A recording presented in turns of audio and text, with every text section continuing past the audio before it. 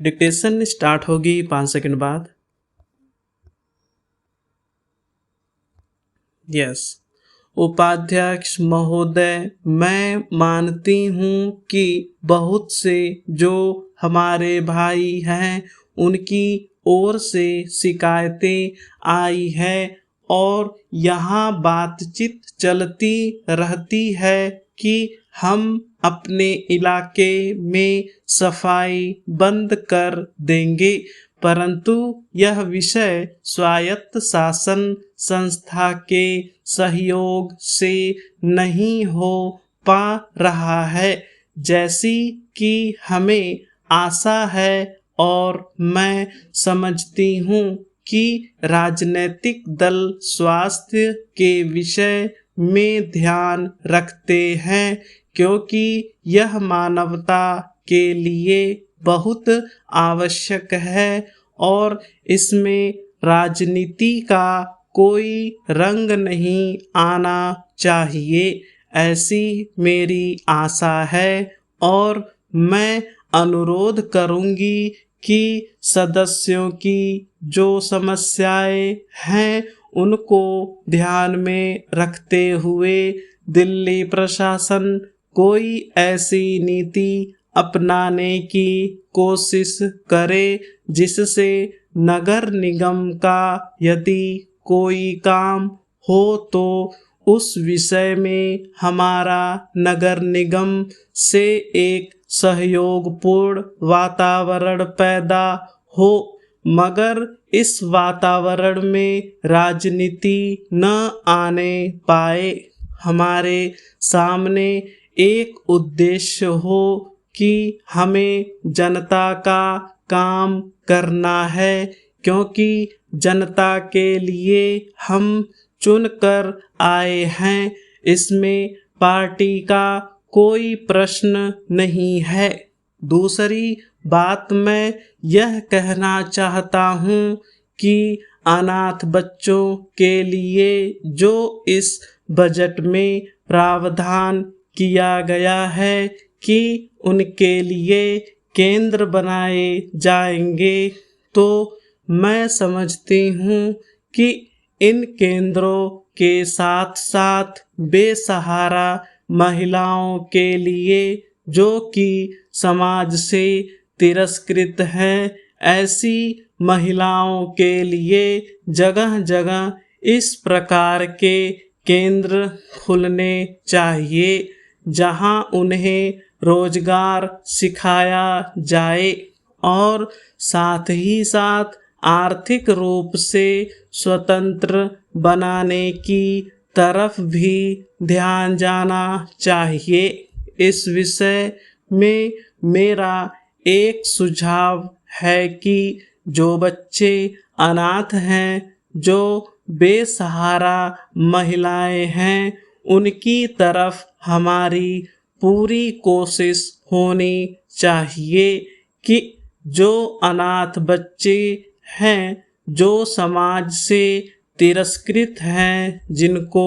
अवहेलना की दृष्टि से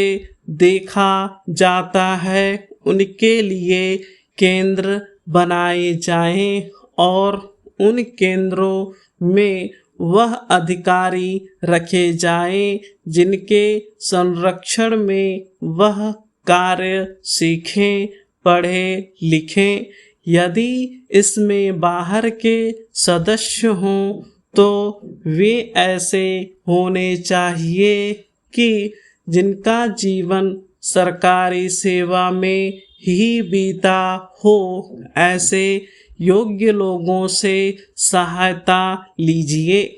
यदि इसमें असामाजिक तत्व घुस गए तो फिर हमारा पैसा ऐसे ही खर्च हो जाएगा और जो नीति हमने बनाई है वह असफल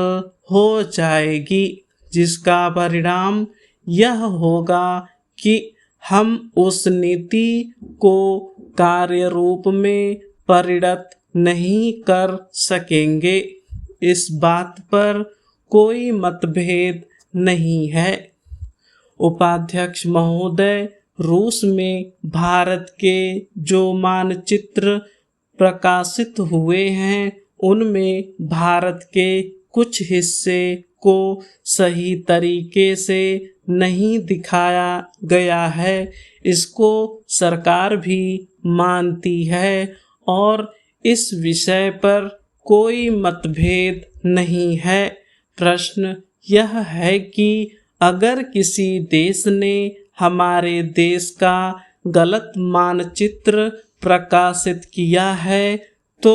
एक सरकार के रूप में भारत सरकार का जो कर्तव्य है उसने उसको निभाया है या नहीं, और अगर निभाया है तो किस प्रकार से निभाया है। जब भारत सरकार का ध्यान इसमें प्रकाशित उस मानचित्र की ओर दिलाया गया जिसमें हमारे देश के कुछ भाग को गलत ढंग से दिखाया गया था, तो उसने 1956 में ही, जबकि न तो भारत और चीन की सीमा का प्रश्न पैदा हुआ था, इस बारे में रूस ने विरोध किया। इसके बाद भारत सरकार ने लगातार 4 बार रूस सरकार से लिखित रूप से विरोध किया कि हमारे मानचित्र को ठीक से नहीं दिखाया गया है। जिस मानचित्र को लेकर यह चर्चा हो रही है, जब उसकी ओर भारत का ध्यान गया तो उसने जून, जुलाई और अगस्त में लगातार 3 बार अपने राजदूत के माध्यम से और रूस के जो अधिकारी हमारे देश में आए उनसे बातचीत करके रूस का ध्यान इस ओर आकर्षित किया कि उसने इस देश का मानचित्र ठीक नहीं दिखाया है। प्रश्न यह है कि जिस मानचित्र के बारे में हम चर्चा कर रहे हैं उसके बारे में हमें चिंता होनी चाहिए या नहीं। मैं समझता हूँ कि अगर दुनिया का कोई भी देश हमारा मानचित्र सही ढंग से नहीं दिखाता है तो स्वाभाविक रूप से देश को उसके बारे में चिंता करनी चाहिए। हम अपने कर्तव्य से नहीं चूक सकते हैं, लेकिन जहाँ तक इस चर्चा का संबंध है, मैं माननीय सदस्य की प्रशंसा करता अगर वह उन समस्त देशों का जिक्र करते और निंदा करते जिन्होंने हमारे मानचित्र को गलत ढंग से दिखाया है।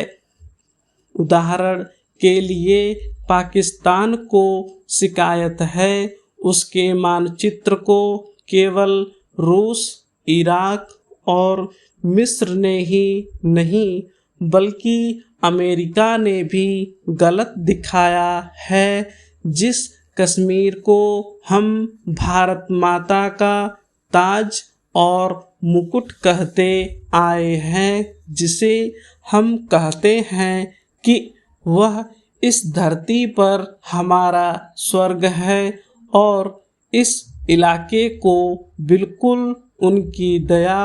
और कृपा पर छोड़ दिया गया है, यह बात उत्साहवर्धक नहीं है। स्टॉप।